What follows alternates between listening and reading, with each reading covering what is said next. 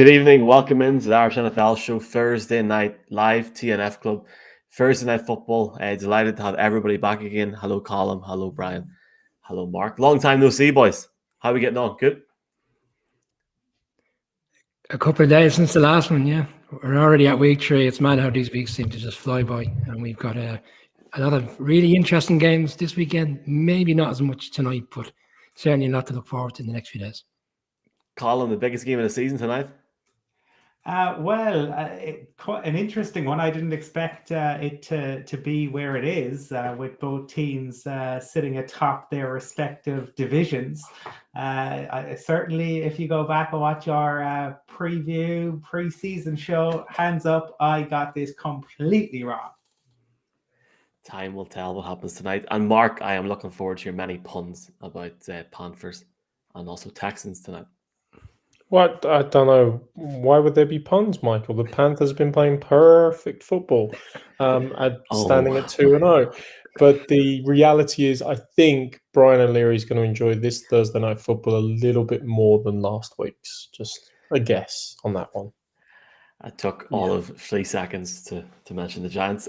Excellent. We've got Dean Jones from the Cat Creative blog, who's going to come in right now, talk some Panthers. Dean, welcome to the Irish NFL show. You were texting me saying you got some kip in before the big game tonight. It's a massive game for you lads, going 3-0. Hopefully, I mean, you hope tonight. How are you feeling ahead of this big game?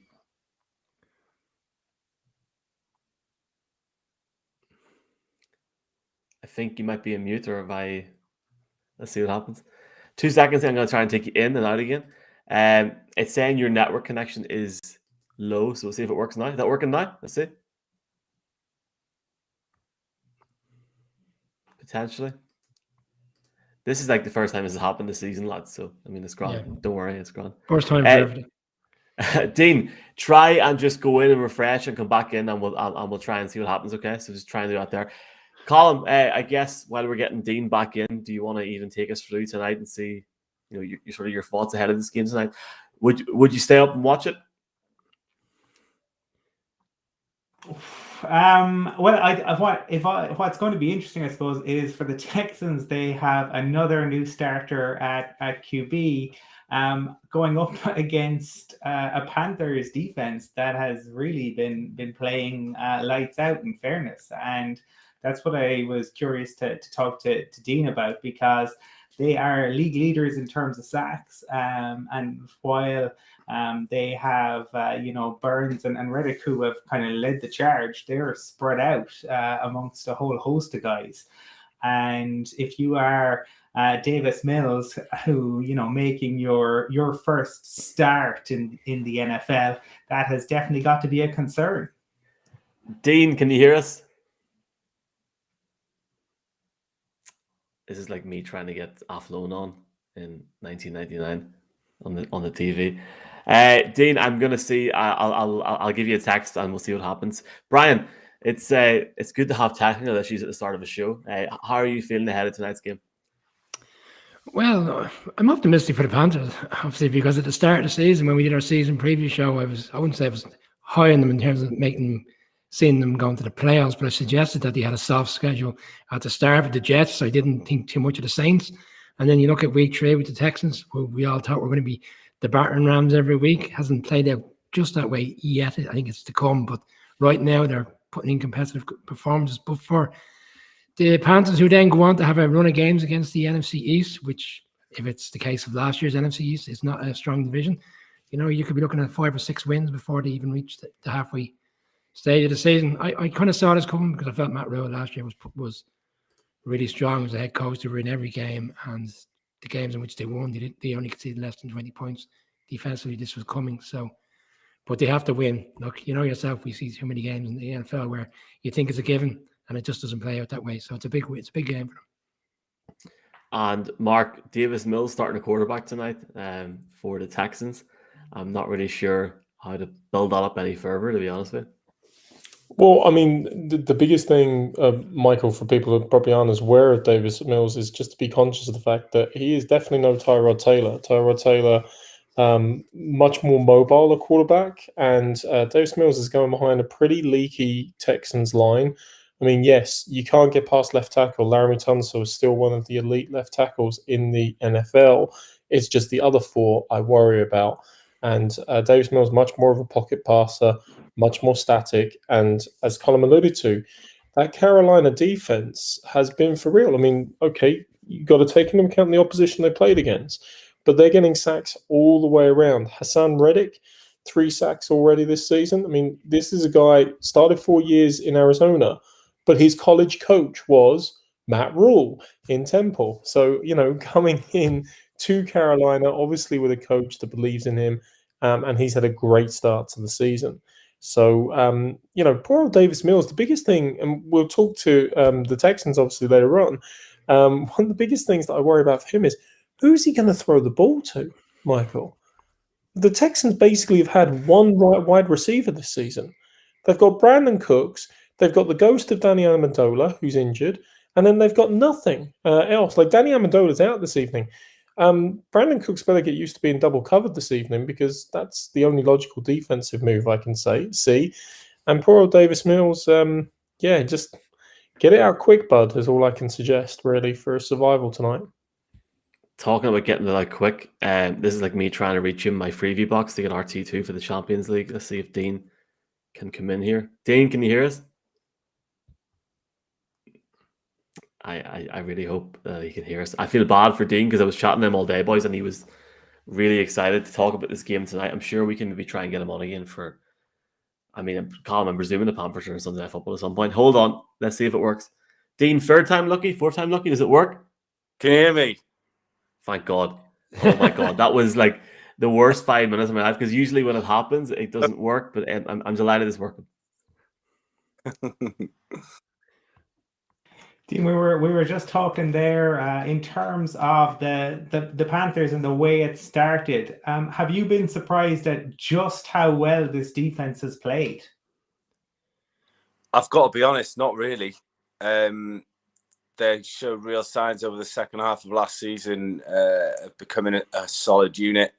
They got off to a really rough start, primarily down to generating pressure, really. And obviously defensive coordinator Phil Snow getting a pretty big baptism of fire from the college level, even though he was highly experienced, obviously, with Matt Rule at Temple and Baylor. But towards the second half of last season, you really started to see what he was trying to deploy. And obviously the free agent signings he's made this year, coupled with the addition of JC Horn, Davion Nixon as well. They seem to have got a steal there in the 5th round. And Snow now really has a ton of sort of options at his disposal that he's just simply putting in the right places almost all the time, really. I mean, it's pretty scary to watch. And they're just so fast. I mean, they come at you from all angles. I mean, they say, and that's what they're going off. They've got 2, excuse me, they've got 2 big anchors in the middle of the defensive line, Derek Brown and Daquan Jones, who's been outstanding against the run. And then you've obviously got Brian Burns, Hassan Reddick, Morgan Fox. They're just coming from everywhere, bringing Jeremy Chin down almost constantly to the line of scrimmage. And it's really helping the coverage out as well with Dante. And I mean, they've been fantastic. So yeah, I mean, I'm not really that shocked, to be honest. But to the point of them being the best defense after 2 weeks, I wouldn't have predicted that. But there was nothing to suggest they wouldn't have been a top 5 one for me. Dean, I was keeping a close eye on Matt Rule last year because as a Giants fan, he was the one that people felt got away. It looked for a long time like he was going to become the Giants head coach, and then he went to the Panthers. Are you surprised how quickly the transition has worked for him going from the college game back into the NFL? I think there's still a lot of work to do. Like I say, when you look back at his time at Temple and Baylor, you're looking at year 3 before you really start to see some progress. I mean, the work he did at Baylor, I mean, they were on the brink of sort of closing the program down. It was that much in chaos, and he went in there in 3 years. They were playing in bowl games again. So I think it was the long-term plan in mind. I think they had a really strong draft last year. I mean, he recognised that the defense was a real area that they needed to improve. I mean, they got a lot of sacks in 2019, but not a lot else because there was a lot of elder statesmen on there like Gerald McCoy and Bruce Irvin, Dontari Poe, and he's got rid of all them. And obviously, when you let legends like Cam Newton, Greg Olsen go, Luke Kuechly retired, it was always going to be a huge period of transition for him, especially when you consider how much Cam and Luke and Greg all meant to the organisation over the sort of the mid 2010s, when the Panthers were at the peak of their powers. But I think he really is building something special. I mean, you can see it while they're all on board. There's no sort of disharmony. I mean, even when things weren't going well last year, you never heard a bad word said about the coach or what they were trying to do. And anyone that wasn't on board gets shipped out pretty quickly, as you saw last year with Eli Apple, and a couple of others this off season as well. So Denzel Perryman came in, and whether he was vaccinated status or not, had a problem with or not. I don't know, but he clearly wasn't sort of the right fit, and they bounced him out pretty quickly. So yeah, I mean, hopes are high. I mean, I'd expect to see even more from them next year, because it looks like Sam Darnold's going to get at least another shot next year as well, judging by the start he's made and the fact that he picked up his 5th-year option. So that allows them to perhaps get sort of a French left tackle in the draft early doors, because I think the offensive line is probably their one main positional group now. They've got to really focus on next year, and if they can do that, and all the primary playmakers stay healthy, then this is going to be a real force in 2022. Dean, you touch on obviously the lightning rod of focus for most NFL fans around the intrigue in the Panther season this year, which is the one, the only, the still very young Sam Darnold and the Reclamation Project. Obviously, when you've got a backfield with a superstar like Run CMC there, one of the things that's helped him out so far is what it's opened up for him on play action. The Texans tonight, a dreadful defense on play action, allowing 75% completions, about 10.3 yards per average. And one review, which was a bit unkind, but I thought was a funny line, was they said that Sam Darnold so far seems to have made the jump from poor to adequate. Might be a bit harsh, but I'm just wondering, what's your perception, the Panthers fan base perception, of how Darnold is progressing so far in the first couple of games? I think he's done okay, to be fair. It's obviously going to take time with him. I mean, God knows what those 3 years in New York to his confidence. But the fact he's got a coaching staff now that believes in him. I mean, all the talk obviously was they nearly got Matthew Stafford and they were going to go all in for Deshaun Watson. But I think from within the organisation, they knew Darnold's capabilities. A couple of them were high on him coming out of USC. And he seems like a good scheme fit. I mean, whether Teddy would have got another chance if he had McCaffrey for all of last season or not, I mean, it's not a bad security blanket to have, is it? Sort of the best sort of dual threat weapon in the league, which has been a big help for him. And obviously, it's a better system with Joe Brady. He's got outstanding weapons on the outside. He's got a tight end that should be able to contribute once he familiarises himself with Dan Arnold. And he's got a lightning defense who are going to keep him in most games. So in terms of places he could have ended up after the Jets sort of decided that they were going to sort of go with Zach Wilson, this is probably arguably the best one he could have ended up in, to be honest. A lot of work to do. I mean, he's not getting away from that himself. I mean, when you listen to his interview in the post-game presser after the win against the Saints, he sort of admitted himself that there's a lot of work still to be done. But in terms of his footwork and his decision-making under pressure, I mean, there were times in New York where any sort of blitz pressure came in his face and he would just throw it away or give it away. But he's made some really convincing throws with sort of pressure in his face, and the line aren't giving him a lot of time, more often than not, in pass protection either. So I'd say a pretty encouraging start, certainly better than what Panthers fans were hoping for. Let's just be conscious though, he did throw that awful shovel pass last weekend, so bad Sam Darnold still does exist, is all I'll say. One mistake, and fair enough, the third quarter's not been good. I'd say if there was one criticism of the Panthers so far over 2 games, it's that they've been running away with things at halftime, and then they come out so flat in the third quarter. So once they figure out that riddle, I think things will be a lot more convincing. But this is a good chance for him tonight to sort of right some wrongs in terms of prime time. Obviously, there's the one of his seeing ghosts when he played on Monday Night Football against the Patriots, and he's got a good chance to sort of put that to bed tonight and sort of really kick on this new era of his.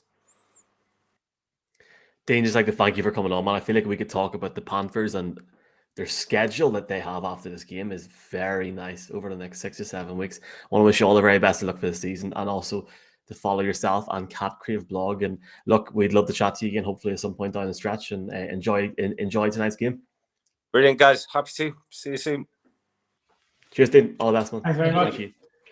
I'm delighted we got that situation sorted with the internet there. I felt so bad for a minute there, but it's grand. It's grand. We've got another guest already.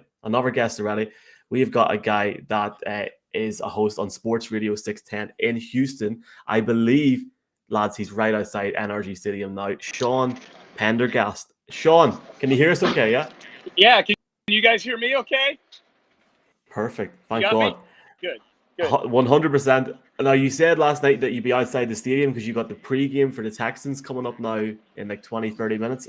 Are you at NRG Stadium at the moment, yeah? Or? I'm right outside the stadium. There's the stadium right over there, boys. Right over there. So, and there's a band playing over there. So if you start to hear loud music in the background, it's just that's the band trying to get everybody fired up for what's going to be a tall order for Davis Mills tonight, I think. Before we talk Texans, Sean, we asked this to every guest, especially ones from the States. You were talking last night about your surname. Have you any Irish heritage yourself? I'm half Irish, half German, but like they like to say, the good half is Irish. You know what I mean? So, yeah. Like I was telling you last night on the DM, I said, if I don't come on a show in Ireland with the name Sean Thomas Pendergast, then I'm never going to go on any shows. You know what I mean? So I'm psyched to be with you guys and break this whole thing down. Well, between the Irish and the German, there should be a love of beer in there, Sean. So if you make it over, we'll happily take you on a pub crawl. But tonight, I suppose I'm certainly hands up guilty of buying into the negativity around the Texans in the off season. It just didn't seem to be that there was a lot to get excited about, a lot of distractions off the field. How surprised, as somebody who covers the team and is on the ground, have you been by the start the team has made on the field? Not very surprised, to be honest with you. But, I was at every minute of training camp. Our station is the flagship station for the Texans. So my morning radio show, I was out at training camp every day doing my show. So I saw every minute of practice. And my reports back to my audience and on shows like this and other markets was, I think the Texans are going to surprise people with how competitive they are. That's not to say that they're going to be a playoff contender or anything, and certainly losing Tyrod Taylor puts a big crimp in anybody who bet over 4.5 wins on them this year, like me. But I'm not surprised with how they performed these first two games. They other than 2 drives against Tom Brady in the preseason game against Tampa Bay, they looked very competitive in the preseason. The turnovers that they were causing in the preseason have continued into the regular season. They were horrible at turning teams over last year. They already have more interceptions in 2 games than they had all last season. So Lovie Smith is making an impact. So I'll be honest with you, I'm not very surprised that they've been kind of, I think to the rest of the world, shockingly competitive in these first 2 games. And they're a veteran team. I think that's a big reason why. They're an older team. And I think you got a lot of guys here on 1-year contracts, a lot of guys who are probably viewing this as their last chance to hang on in the NFL. And I think it showed itself as a very competitive training camp, and that's how it's looked early in the season. Sean, albeit it was the 3rd round of the draft, Davis Mills was still their very first pick. Now that he's going to start the season earlier, do you think there's a realistic chance that he could potentially be the long-term starter here, or is it case very much a holding role until next year's draft, potentially with a high pick, and obviously then the Deshaun Watson, the potential trade next year? Yeah, that's the big question now, and I think we're going to find out maybe sooner than we had all anticipated here. I think the anticipation here, guys, was that Davis Mills would probably start like after the bye week. Texans bye week is in week 10, so that would be an ideal time to break in a rookie quarterback, and that was with the assumption that 9 weeks into the season they were 3-6 or something like that. Now who knows? Maybe if Tyrod Taylor had stayed healthy, they'd be 4-5 or 5-4. Who knows? So I think we were anticipating seeing Davis Mills at some point he's really getting thrown into the grease, though. And I'm not talking about just tonight. They play Carolina tonight, the number 1 ranked defense according to DVOA on Football Outsiders. They play Buffalo next week. They're number 2. They play New England the week after that. They're number 3. So he's literally picking the 3 hardest defenses by the efficiency ratings to be going against. As far as can he be the long-term answer, I guess what I'll say is, in terms of that being a possibility, Davis Mills is widely regarded as somebody who is, if he had stayed in college, he probably would have been a 1st or 2nd round pick in the 2022 draft. So the physical tools are there. He was a 5-star recruit coming out of high school in Georgia. But the chances of a 3rd round pick becoming a franchise quarterback just empirically are very, very low. Look, the chances of a 1st round pick becoming a franchise quarterback already aren't that great. There's only like 15 of them in the whole world. Look, he's a young kid with some arm talent. We'll see. Let her rip. And if he's not the guy, it'll be really interesting to see what the Texans do with what, as you alluded to, is probably going to be a ton of draft capital going into next April. And Sean, like, I mean, it's not like, unfortunately, the Texans are giving Davis Mills many weapons to work with. I mean, you've got Brandon Cooks, who, in fairness, has done it with Drew Brees, Tom Brady, Jared Goff, Deshaun Watson last year. He's a quality wide receiver. But so far, he is the entirety of the wide receiver core. I mean, he's 210 yards, more than 5 times more than Amendola, who's out tonight, more targets than all the other wide receivers combined. I mean, is there hope that there's a diamond in the rough who's going to emerge in this opportunity, or is it really going to be, Davis, you got Brandon, and that's about it, buddy? Yeah, well, I think what hurts them tonight and for the next few weeks is, I think the hope was that guy is sort of a secondary weapon in that wide receiving core was going to be a fellow rookie, Nico Collins, out of Michigan, who had a really, really good training camp this year and had made a couple plays here early in the season. He hurt his shoulder against the Cleveland Browns on Sunday, so he's on injured reserve now, so he's going to be out for a few weeks. So you're right. I mean, their next best weapon is Chris Conley, who's been a journeyman. Danny Amendola is going to miss this game with a hamstring injury. I think the hope is that a couple things as far as helping Davis Mills. One is obviously they're going to try to run the football. By hook or by crook, they're going to try to run the football. I don't know how well they're going to run it. They've been, I would say, below average in running it so far this year.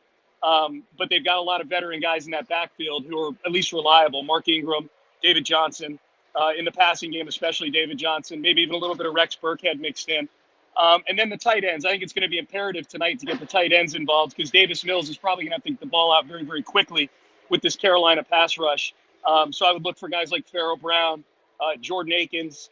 Maybe we even see our first look at Brevin Jordan, the rookie out of Miami, who's been inactive the first 2 games. I could see where maybe Brevin Jordan's not listed as a receiver, but he's definitely a receiving threat. That may be somewhere they try to go to get something in the passing game. But look, it's going to be an uphill battle. This team was rated 32nd in everybody's power rankings for a reason, guys. There's not a ton of solutions on this roster. And Brandon Cooks, you're right, he's one of very few, what you would call solutions on this roster to the problems the Texans have. Sean, how, and this is not an easy question to answer, right? And I'm sorry for asking it. How did the Texans stop Christian McCaffrey tonight? Like, that is, if they can stop him, I actually think they have a chance of winning the game. But it's the problem. Like, how did they actually stop him? Yeah, they've been okay against the run so far, other than the second half against the Browns. And the Browns will do that to a lot of teams. But I say good against the run. I mean, look, Jacksonville was behind that whole game by 2 scores. So they had Trevor Lawrence throwing the ball 51 times. They were good in the first half against the Browns. They were good in the preseason against the run. I tell you how they do it, guys, is, I mean, obviously the defensive line is going to have to come to play. They're going to have to tackle well. The whole front 7. Christian Kirksey's had a good year so far. He's one of the new veteran guys on this team. Zach Cunningham is one of the highest paid linebackers in the league. They're going to have to tackle well. The Carolina Panthers, if they have an Achilles heel offensively, it's that offensive line. And the Texans, at the very least, have a lot of numbers in that defensive line. They may not have a J.J. Watt anymore, but they've got a lot of guys that are very capable veteran players who are very smart players and have grasped Lovie Smith's system. I think the way they shut down Christian McCaffrey probably is with fresh legs on that defensive line and by making sure that they tackle and he's not getting yards after contact or that there's not a ton of missed tackles. But he's Christian McCaffrey. You know what I mean? Like, there's no great formula for shutting down Christian McCaffrey. I suppose the other, if you were to take the Panthers side of things as well, what they're going to say is Sam Darnold, traditionally a quarterback who struggled in these kind of primetime games. We all remember the seeing ghosts. What do you expect from the Texans to try to get at Darnold, a quarterback who's had a reasonable start to his new career at the Panthers? Well, let's be clear. Sam Darnold has not just struggled in primetime games. Up until becoming a Carolina Panther, he struggled in all kinds of games. So, but you're right. The seeing ghost game was definitely something that we had some fun with this week. We even thought on our radio show that the Texans were having some fun with it because Tim Kelly, the offensive coordinator, and Nick Caserio, the general manager, in different interviews this week, used the phrase chasing ghosts. So we thought maybe they had like a bet going to see if they could shoehorn that phrase and kind of troll Sam Darnold a little bit. I don't know if trolling him is a good idea. You guys are right. He's had a good first couple games through the season. I think this is a Lovie Smith game. You know what I mean? From the standpoint of trying to confuse Sam Darnold a little bit. The Texans are really depleted in the secondary. I mean, they are banged up as a team, but in the secondary, they're really banged up. Justin Reed, the safety, has been their best playmaker so far this season. Of the 5 turnovers they have, he's been directly involved in 3 of them, forcing a fumble and picking off 2 passes. They're missing Terrence Mitchell, their top cornerback. He's out with a concussion. They traded Bradley Roby before the season started. So it's going to be something where they're going to have to play good team defense, and they're probably going to have to get Sam Darnold seeing some ghosts. Quite honestly, you know, Halloween is going to have to come a month early at NRG Stadium tonight. There's going to need to be some ghosts at NRG Stadium. Sean, David Culley waits so long to become a head coach in the league, and I think it's fair to say he's had a difficult first few months in the role. Overall, from what you've seen, what's your thoughts on him? Do you think he's the long-term solution there once we come past the Deshaun Watson saga, shall we call it? Are you talking about David Culley? Yeah. Dave, just in terms of his role so far as head coach, what have you thought of him? Yeah, look, when he first got the job, I had to look up who David Culley was when he interviewed for the job, and I'm in sports. You know what I mean? So it was not a sizzle hire by any means. And then he did his first 2 press conferences, and he kind of bungled some Deshaun Watson questions, and he seemed like a guy who was just really happy to have the job, as opposed to a guy who was a CEO or a presidential type taking the reins of the organization. I'll tell you guys, I've been pleasantly surprised by David Culley, and I think a lot of the Texan fans have as well. I think in the short time he's been the head coach, I think he's shown a side to him where he's very much a player's coach, but he's not afraid to take guys to task. He's done a nice job of delegating to his coordinators. He's done a good job of putting a very good staff around him. I think he's done, I think in any managerial job, whether it's in sports or business or whatever, 80% of your success is decided by how you hire and who you surround yourself with. And the fact of the matter is these coordinators, Tim Kelly on offense, Lovie Smith on defense, I'll throw Pep Hamilton in there, the quarterback's coach. They've done a really good job. James Campen, the offensive line coach, they've done a really good job of taking what is one of the least talented rosters in the league and at least developing some of these younger guys and I think getting things moving in a positive direction. So I don't know if David Culley is the solution long term. I mean, by the time this team's ready to compete for Super Bowls, he's going to be pushing 70 years old.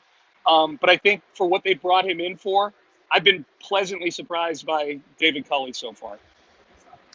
Sean, I love the idea. I remember Wes Welker with his foot references about Rex Ryan. I love the idea that your head coach and GM have been having some fun in the media interviews. That would take it to a whole new level.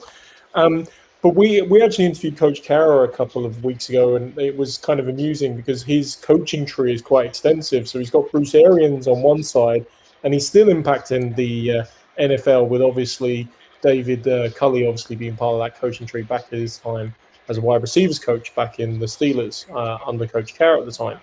But I've got a general question for you. Like, it's almost unprecedented, the kind of off-season turmoil that the Texans had this year, the intrigue in multiple layers and stuff. You obviously not only Coach Culley, but you got in Nick Caserio from the New England Patriots, a really well-respected GM.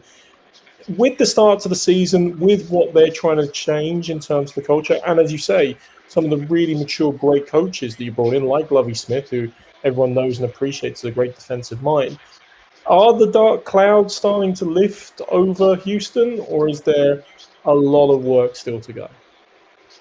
Well, I think it can be both. I mean, there's still a lot of work to go, but I think the dark clouds are lifting a little bit. We've had more positive interaction with our fan base over the first couple weeks of the season, and we do a lot of interaction between our, calls we take on our show, text messages we get, social media. We've been shocked by just the kind of the shift in from negativity to positivity, but at least by the people that interact with us. Now, I'll caveat that, and there's still a lot of work to do. I mean, this is still not a very good football team at all. And they know that. I think Nick Caserio was asked the question a couple weeks ago about what the goals for the season are. And he gave an answer that I think most of the time people would look at as a cop-out, but I think most Texan fans understood.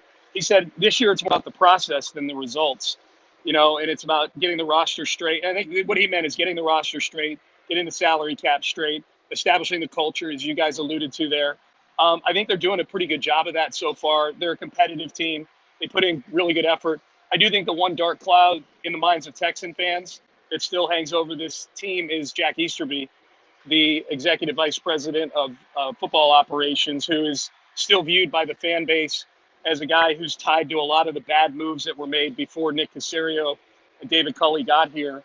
The DeAndre Hopkins trade, all the bad contracts that were given out, all the bad trades, all the things that put this team, and not to mention, Deshaun Watson, who I don't think is a big Jack Easterby fan either. So that's the one thing that I think if Texan fans are having pause over really emotionally investing in this team, it's probably Easterby. He's not going anywhere. They're not going to fire him. The McNair family loves Jack Easterby. I think the best thing for all parties involved is kind of happening, which is Jack Easterby kind of moving off to the side and taking more of a background kind of role. And Nick Caserio has really been the guy. If you guys were to ask me who's the face of the organization right now, it's without a doubt, it's Nick Caserio. Yeah, I did see, Sean, there was a line that Rasputin and Easterby have the same number of letters in their surname. But I can't imagine. Yeah, 100%. Yeah, if I had a dime for every Rasputin Easterby text we've gotten to the show in the last 2 years, I'd have a big stack of dimes. I'll tell you that right now. Sean, as someone that has a radio show in Houston, as someone as busy as yourself with a pregame coming up in 15 minutes, I just wanted to thank you for coming on the show. I know you're very busy, and just thank you very much for coming on. Just finally, the Texans get the win tonight. Why? How? Okay, if they get the win. To be clear, I'm not predicting they're getting the win. I've got 27-13 Panthers. I think it's going to be a long night for Davis Mills. But if they do get the win, I think it's a game where they're staying ahead of the chains. They're not putting Davis Mills in situations that are obvious passing situations. I think they win this game. They're winning it on 1st and 2nd down, putting him in 2nd and 5, 3rd and 3, manageable down and distance. I think Davis Mills will surprise some people with his athleticism a little bit. He's not Tyrod Taylor, but he's not somebody that you have to scrap the whole playbook for either. So I think if they win this game, obviously, I think you can say this about every game on the schedule, they need to win the turnover battle. They're the lesser talented team in literally every game they play this year. So they need to win the turnover battle without a doubt. That's non-negotiable. But I think the big key will be making sure you're not putting Davis Mills in situations that are obvious passing situations, long down and distance, letting the Carolina Panthers, letting that fearsome rush that they have up front tee off on a rookie quarterback. That'll be the big key. The offensive line for the Texans protecting Davis Mills and at least getting positivity in the run game. They don't need 30 carries for 210 yards, but they do need, I think, 30 carries for about 130 yards. You know what I mean? Like they get that 4.1, 4.2 yards per carry kind of clip. Sean, you talked about that the Texans may be shocking the outside world, and it certainly will be interesting to see what happens over the course of the season.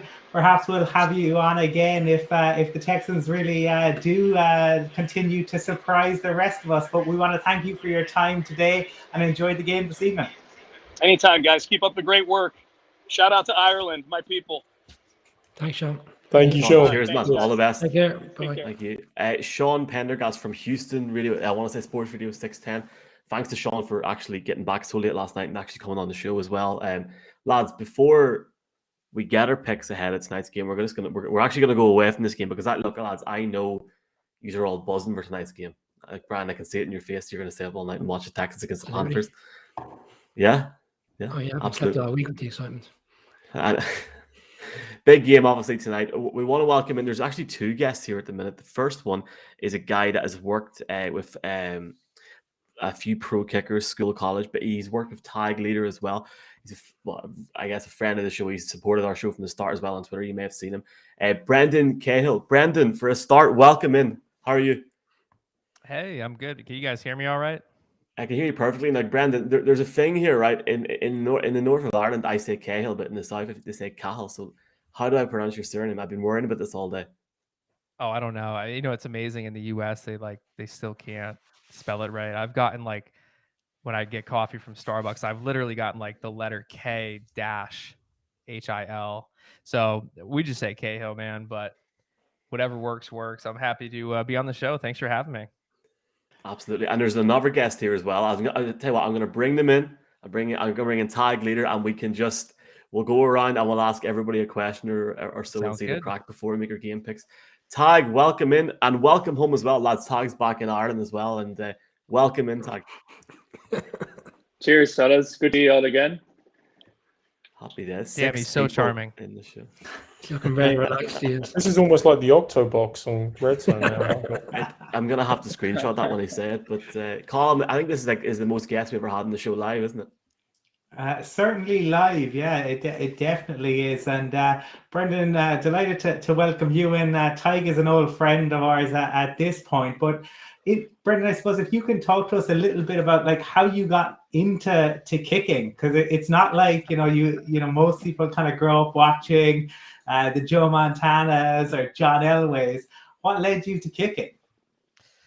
Well, I remember my first memory of kicking actually is a guy, my buddy in middle school. His dad was a Gaelic football guy from Galway apparently, and he was like one of the parents at recess, and I couldn't throw an American football to save my life, and he saw that I was like all bummed out because like I couldn't throw, and then he comes up to me and he's like, "Why don't you just kick it?" And I was like, "Oh, like I can do that."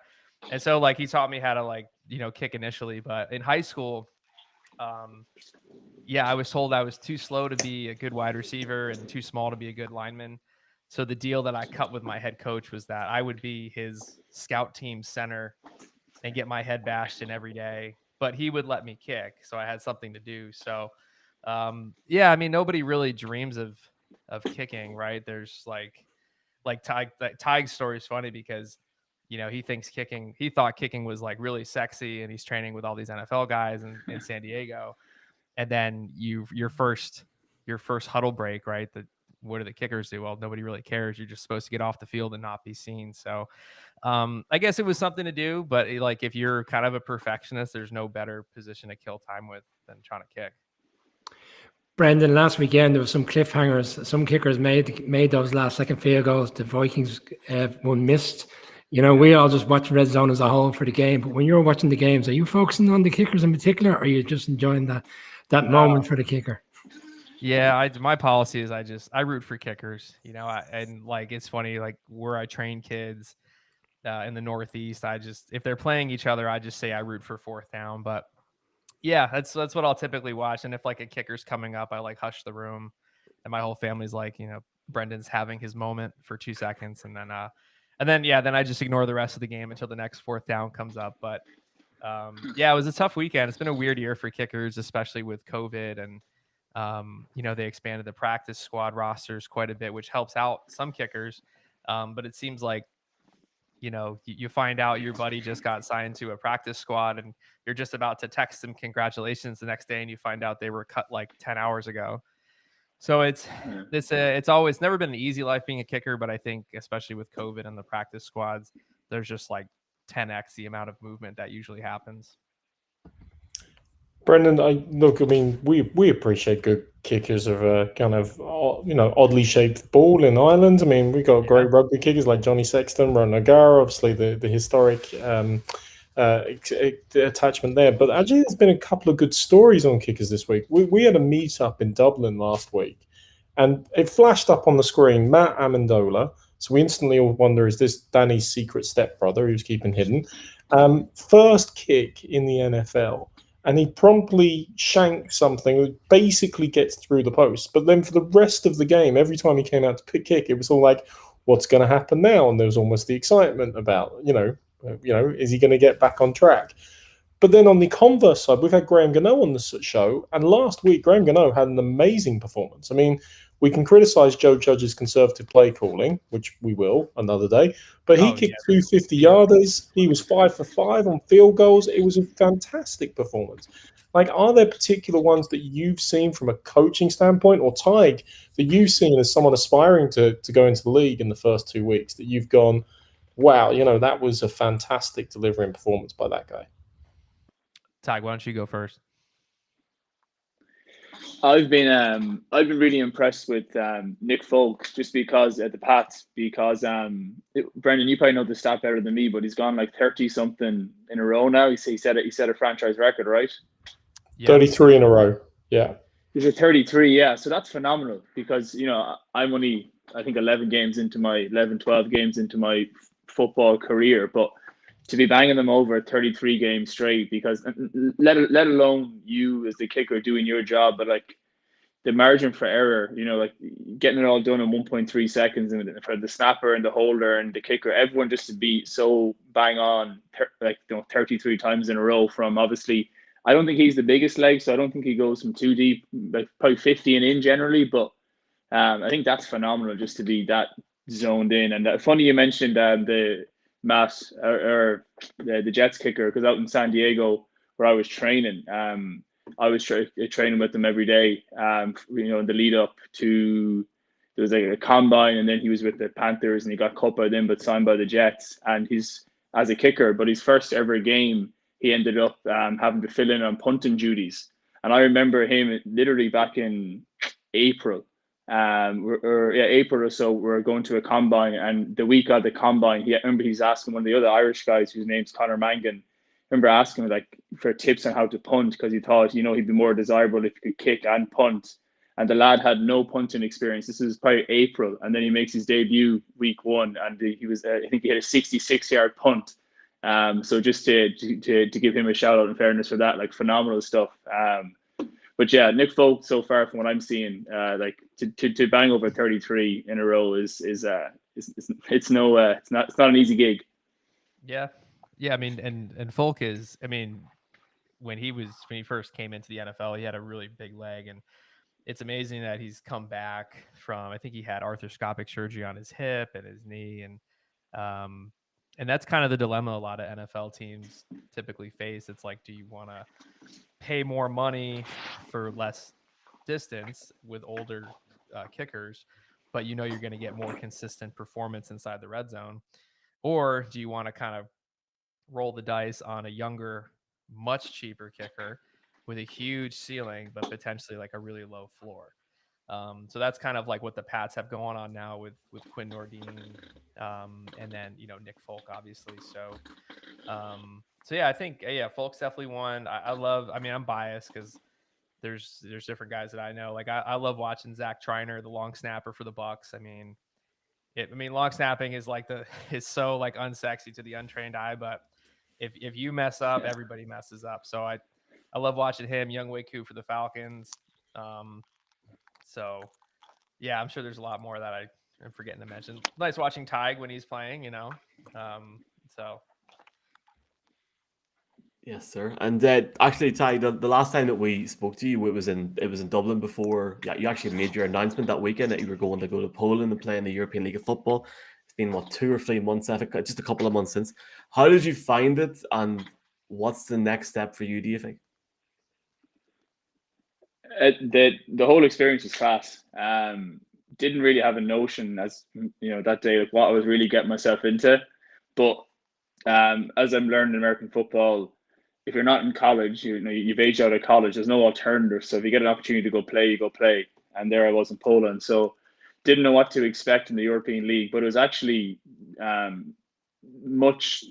The level of play was good, but just the whole the kind of ecosystem around it. It was quite big in Germany. We played most of our games were in Germany, so it was a nice surprise, I guess, the support and just kind of how everyone approached it. And then for me personally, I got to kick, I got to punt, I got another 5 games under my belt, and got to put some good stuff on tape. So that was my biggest struggle, as everyone says, but it's all well and good you're kicking in shorts and a t-shirt in San Diego off sticks, but what's going to happen when it's 11-on-11? So to get more of that experience was class. I loved it. Actually, I loved it. I couldn't speak more highly of it. And then just off the field, Poland was a beautiful country. I had no clue, but I had a great time. Cost of living was cheap, so it was good crack as well off the pitch. So yeah, all of those things, it was good times. But what's next? I don't know. I don't know. I'm back here in Galway. I got back a few days ago, and I'm hoping a door opens again. As I said, I've put good stuff on tape, and you talk to the kind of even agents and stuff, and you talk to CFL and NFL teams and put your stuff out there. What I'm really trying to market myself as, which is probably a bit unique, is that I'm kind of kicker and punter, because just coming from rugby, you do both all the time. So you don't really pass any heat of having to do both. Whereas in football, and I guess Brendan can talk to it more, they seem to specialize a lot earlier into one or the other. So I'm not really as daunted by the prospect of having to maybe do one or the other, or do both, or whatever that may be. So I'm hoping a bit untraditional in like how I swing and how I strike the football, but if it's going long, it's going far, and it's going pretty straight, that's, it doesn't really matter what you look like, does it? So I'm hoping someone's going to recognize that, and a door opens. But right now I'm just back in Galway, just going to be training, and yeah, just like annoying people via email saying, hey, have a look at my stuff, what you reckon? I suppose one of the interesting things that we've seen over the last kind of year or so is, in terms of, we talked about like kickers and punters, and it's not that sexy, but all of a sudden Pat McAfee has become like this sensation on online, and he joined the Manning brothers on Monday night, and he even got Peyton to praise kicking and punting, and we all know how Peyton feels about kicking. Could we be seeing a new era where the league comes to recognize that specialized talent that you've mentioned, Brendan, in terms of long snapping, like Pat McAfee has, do it for the brand? Could that change it perhaps? Oh man, I don't know. Within the kicking world, I mean, in universe, I mean, Pat McAfee is like an icon. I mean, he made kicking cool. He made punting sexy. Made fourth down something to look forward to. I think it's a and like coaches see you. Every coach logically knows that you're the kicker always ends up the leading scorer, but they hate it because anytime a kicker or a punter trots onto the field, it's a sign of failure. You're the guy that goes out there because their offensive scheme that they missed time with their wife and baby during the week to plan blew up in their face, and now they're pissed, right? So as a punter or as a kicker, your life is just a contradiction on the sideline, because you don't want to play, because if you're playing, everybody's having a bad day, unless it's you hit the game winner and then it's all good. But especially as a punter, you get to third down and you're like, God, like, I hope we get it, but I also hope I do something once in a while. So I think within the kicking universe, like, we've definitely gotten better at supporting each other and whatnot via, Pat McAfee. But kicking as a whole, everybody wants to be you till it's time to be you, right? Like, I'm sure, and Ty can attest to this. Like, it doesn't matter if you just banged a 50-yarder, you're still going to get made fun of as the kicker, even if you just saved the coach's job. But when the game's on the line, nobody wants to trade places with you. So it's kind of a paradox, I guess. But I think within the kicking universe, we've gotten a little bit better, or kicking is a little bit cooler anyway. Brendan, just stepping away from the kicking side of things, only early in the season, week 3, we're going into, but anything in particular kind of stand out for you so far in the first 2 weeks? Anything that surprised you? Oh yeah, I mean, you got Matt Stafford going to the Rams, right? So was it Detroit or was it him that wasn't working? And it seems like it wasn't. It was Detroit that wasn't really working out.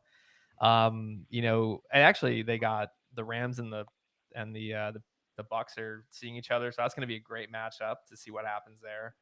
I grew up I'm still a Patriots fan, so it's like watching Tom Brady and Bill Belichick. It's going to be like it's like a kid with like divorced parents watching them fight each other.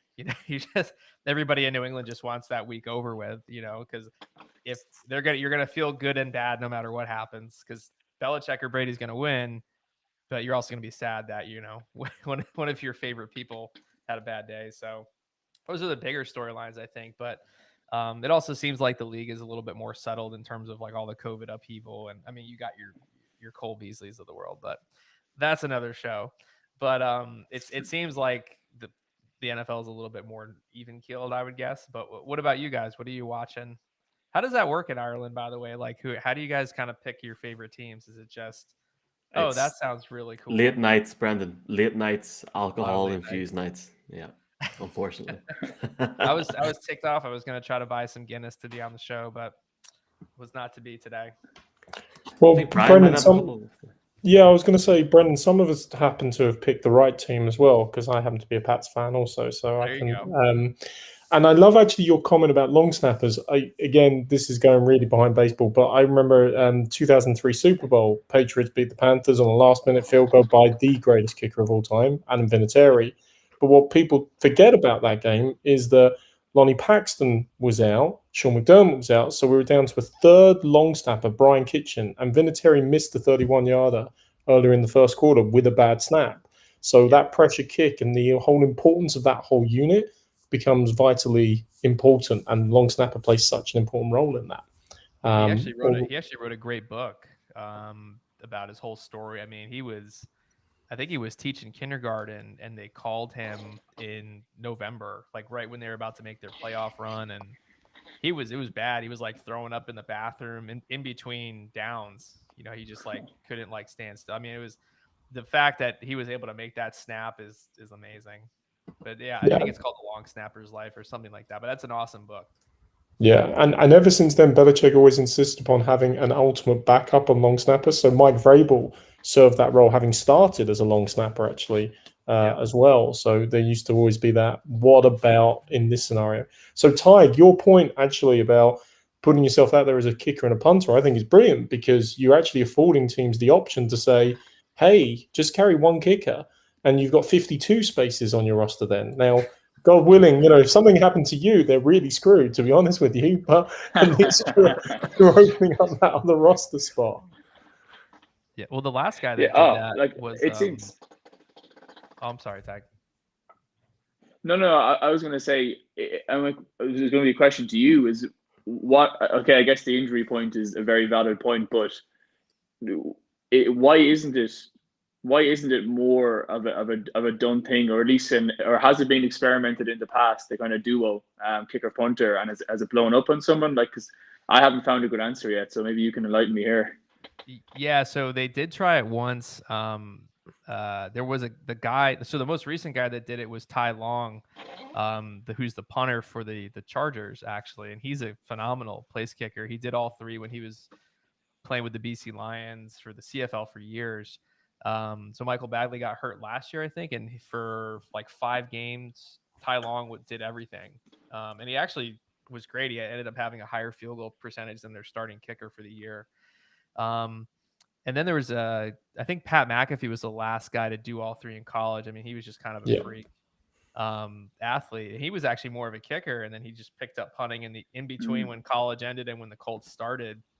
So, but on most the kind of the double-edged sword is there's definitely guys that can do all three, like Matt Amendola, right? But if he gets hurt, your entire fourth down is gone.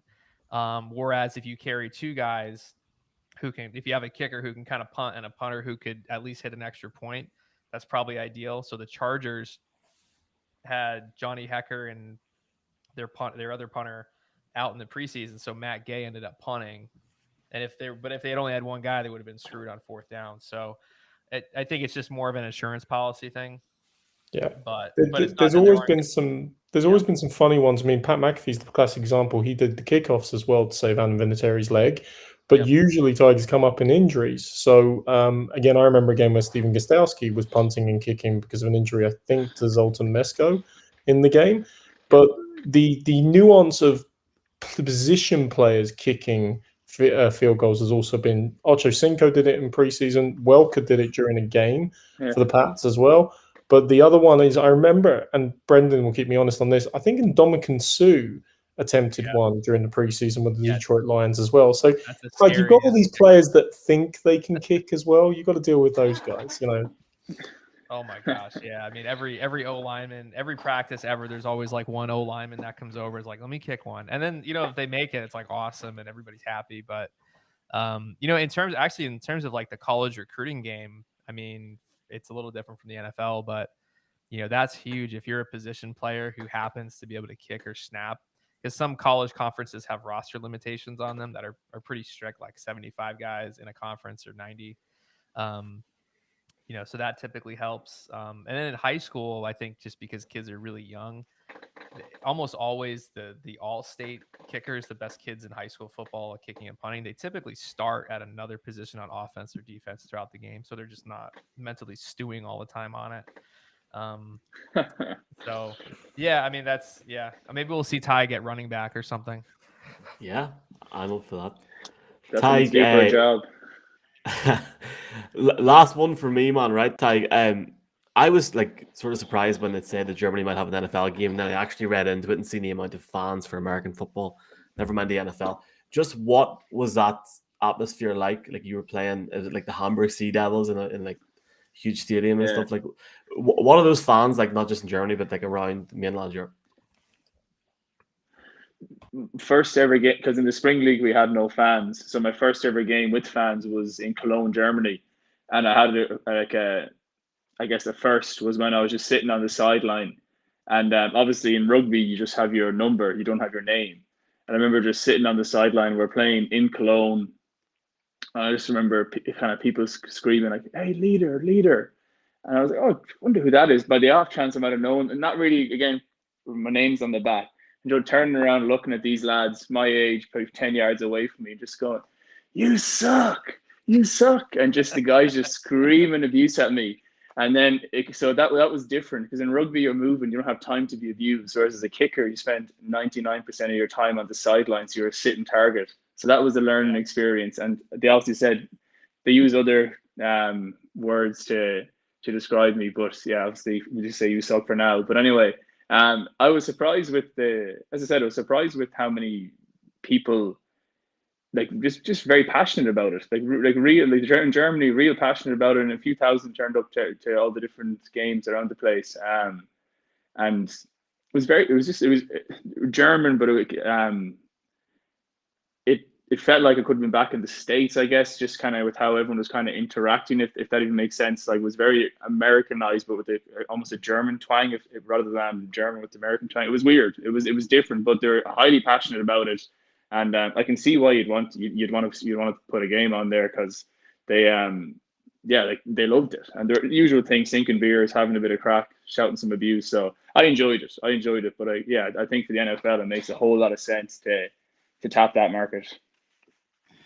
Sounds like an average night out in any Irish town, in fairness, Tig. But look, we want to say thanks to yourself and Brendan for taking the time to join us. It's been great to have a chat this evening, and hopefully we can chat to you again in the future. But we really just, thanks very much for this evening. Yeah, it was a lot of fun, guys. And, anything I can do for you, or anytime you want to talk some kicking, down for it. Where can viewers find you on Twitter, Brendan? Yes, at Coach Cahill Show. I do typically run a podcast, but I have a 1-year-old, so it's been a little tough scheduling it. Well, thanks very much for this evening. Hey, thank you very much, guys. Cheers, lads. Thanks a million for your time, lads. Chat to you soon. Appreciate it. Thank you. See you, fellas. Good luck. Cheers. See you, Ty. That was good crack. And we have to get our game picks in now, boys. Let's just say this is presented by the team over at Matchbook Betting Exchange. Use code IrishNFL Show to get a bonus on your deposit. 18 plus, please only gamble what you can afford. Gamble aware in the north as well. Right. Have we got time? Mark, you got time? All good? Ready to go? I sense this isn't going to take very long, Michael, in fairness. I would say the same. Colin, do you want to go first? Sorry about the graphics, boys, but we're at the bottom. It's all good. Colin, let's go. Yeah, I mean, look, give it this, even at full strength, the Panthers were going to win this game, but with the Texans that beat up, I suppose what's interesting to me is if the Panthers do go 3-0, the last time they did that was 2015, and they went to the Super Bowl. So if the Panthers do that, how far can this Panthers team go? But yeah, it's Panthers winning this evening. So I think you're getting ahead of yourself there, Colin. There's one game at a time for these Panthers fans. I'm only saying that was the last time, and I think I made my feelings on the Panthers clear in pre-season. I still am yet to be convinced on Sam Darnold, but look, get on the train and let's see. Well, I was on the Matt Rule train for a very long time, and I was in pre-season as well, in particular when we did our preview show. And I was also on the Sam Darnold train, and I predicted him to win the first 2 weeks. So I'm not going to move away from them now. Certainly in this game, where you would expect McCaffrey to have a field night and run for over 100 yards, potentially even have some receiving yards in the high 80s, 90s as well, and score a couple of touchdowns. And Sam Darnold, I think, will have a quite comfortable evening because everyone else, in particular that defense, will do the job. Panthers win. I can't imagine why I want to pick up a penguin, but I certainly want to make a pick at the moment. And the problem with Brian's analogy there is you can get on the Sam Darnold train, but it's only a matter of time before it goes careering off the rails, killing everyone on board in a fireball of death, destruction, and mayhem. And the problem is no one knows when that will actually strike.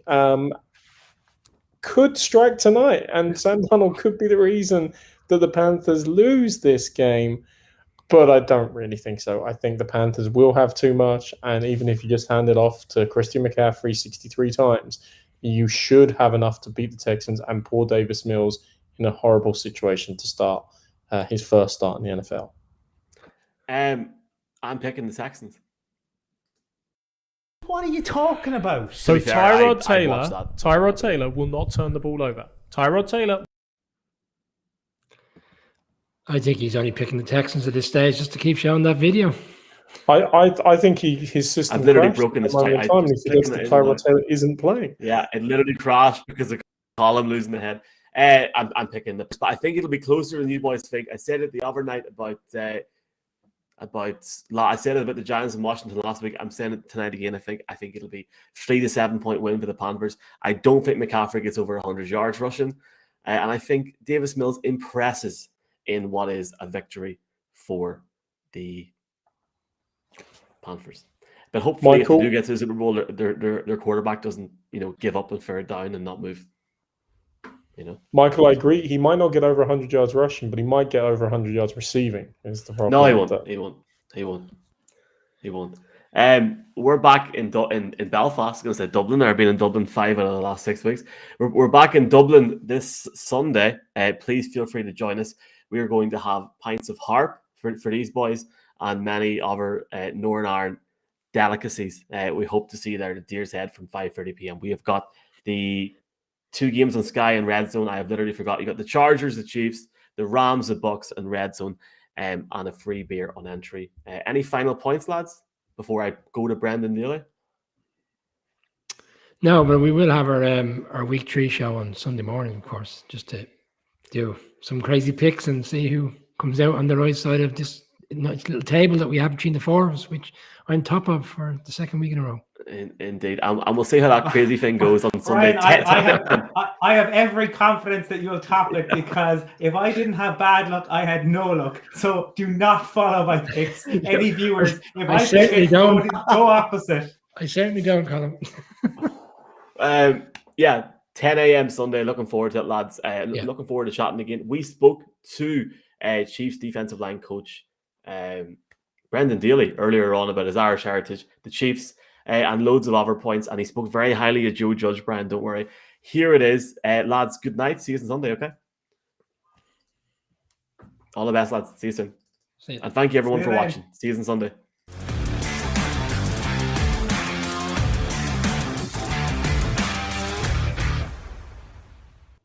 Finally, tonight on the Irish NFL show, delighted to have not only a 4-time Super Bowl champion coach, a guy that loves Ireland, defensive line coach for the Kansas City Chiefs. Honoured to welcome Brendan Daly to the Irish NFL show. Brendan, a very, very warm welcome to you. Thank you for having me. This is kind of an honor. I've got an affinity for Ireland and love the opportunity to share American football with the Irish people. And just you're talking about your affinity to Ireland, Brendan. Have you been to Ireland recently yourself? How many times have you been over here? And it would be great to have an NFL game, maybe with the Chiefs someday in Ireland as well. It would be fantastic, actually. So I've been to Ireland a couple of times. I actually worked there. It would have been the summer of '95, I believe. It's been a while on that one. But I worked in a factory down in Cork County, Ringaskiddy, Archer Daniel Midland Company. It was an American plant making citric acid.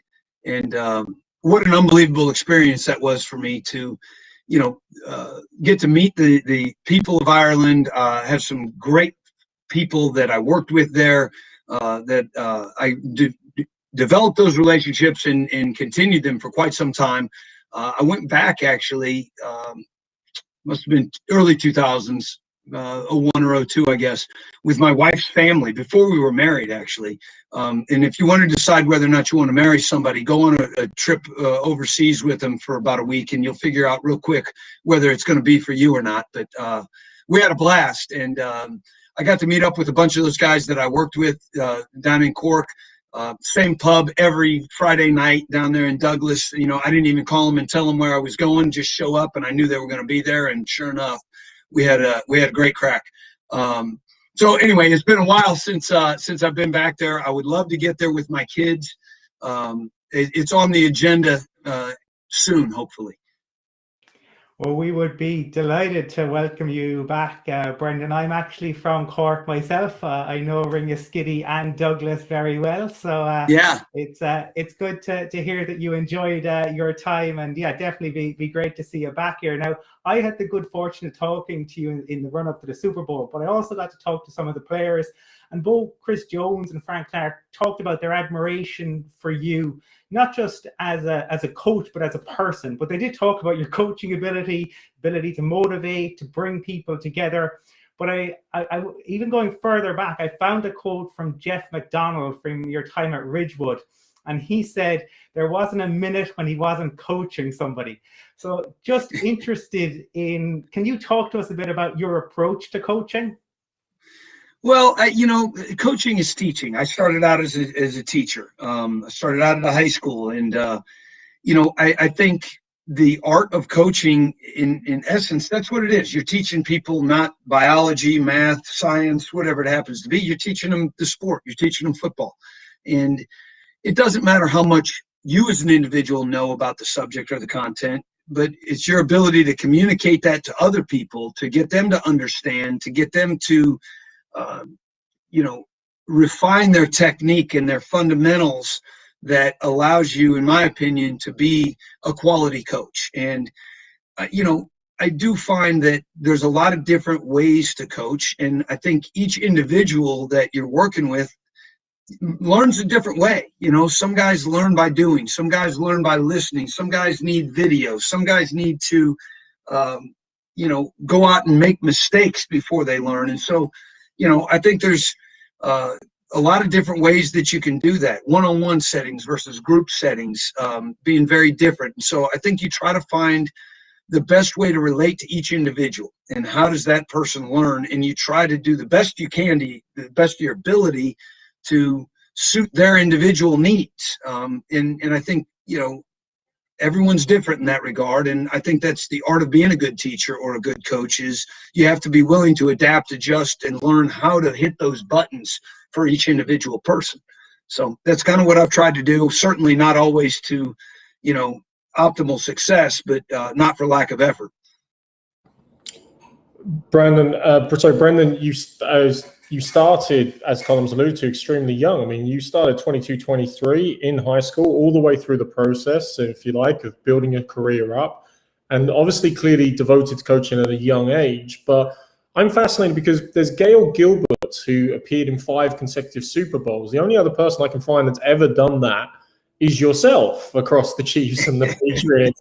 So I'm just curious. I mean, does it feel like in your career in coaching now, you've really hit the echelon and this amazing run of success? And as a kind of a follow-on, as you're talking about your philosophy on coaching, you've got a really unique position. I can think of Joe Judge a few years ago in New England, coached special teams and the wide receiver corps. But there aren't too many coaches that coach both sides of the ball like you do on the defensive line and the run game coordinator. And maybe you could share a bit of the challenges and maybe the benefits of that part of your role. Well, so, I'll address the first part. I've always looked at this career as a journey, not a destination. When I got into it, I had no vision of being in the NFL, to be quite honest with you. I wanted to coach. I wanted to affect people's lives. I wanted to teach. As opportunities came about, I looked at it and thought, well, maybe I'd like to coach at the college level. That's something I'd want to do one day. Opportunity presented itself, and I thought, you know what? I was young. I wasn't making any money. In fact, I took it. If you can imagine taking a huge pay cut as a high school teacher, that's what I did. To go and coach at the college level. But I thought as I was young, it's a great time to do that before you have a family. And so I did. And it's just kind of one thing's led to another. There was a point in my life, to be honest, where I had a perception of the NFL where I would have given you, I would have told you, I don't want to coach in the NFL. I don't have any aspirations to do that. And again, as opportunities presented themselves and I got into the NFL, I found it to my liking. I loved it. And, it's gone from there. And so I don't necessarily dwell on, how many Super Bowls I've been in or things of that nature. Honestly, I'm focused on the next one. There'll be a point in time where you sit back and reflect and look back. And to be honest, I hope this isn't the climax of my career. I hope that arc is still trending in an upward direction, and that's what I'm working to accomplish each and every day. So that's kind of how I view that. I have had the opportunity to work on both sides of the ball. You mentioned Joe Judge, who's a good friend of mine, actually, and a fantastic football coach. I worked on the offensive side early in my career. My title now, in terms of being the run game coordinator, is really defensively. And so I don't necessarily deal with the offensive side in that run game title coordinating. It's the defensive end of that I really am working with. And I'll be honest, after these first 2 weeks, we've not been as good as we need to be in terms of stopping the run. So I'm locked in and focused on that right now this week. That's a big challenge for us based on not performing the way we would like to or up to our standards in week 1 and 2 right here. So, I look at those challenges week to week and day to day. And, I kind of keep the focus narrow and streamlined. And right now I'm focused on going out and having a great practice this afternoon. Yes, sir. And we've got one quick question each from us to finish it off, Brendan. For me, we've had guys like Michael and Barty on, Danny Woodhead, and they've talked about Bill Belichick. To sum it up quickly, what was it like working with him and the man that he is? I enjoyed every minute and every day working with Bill. Not always easy, okay? Demanding, fair, phenomenal football mind. I learned a tremendous amount from him, both from a scheme standpoint, from how he manages the team standpoint, from a technique and fundamental standpoint. I really enjoyed my opportunity to work with Bill, and I cherish those days. We had a lot of success, and like I mentioned, I've told a lot of people this about Bill.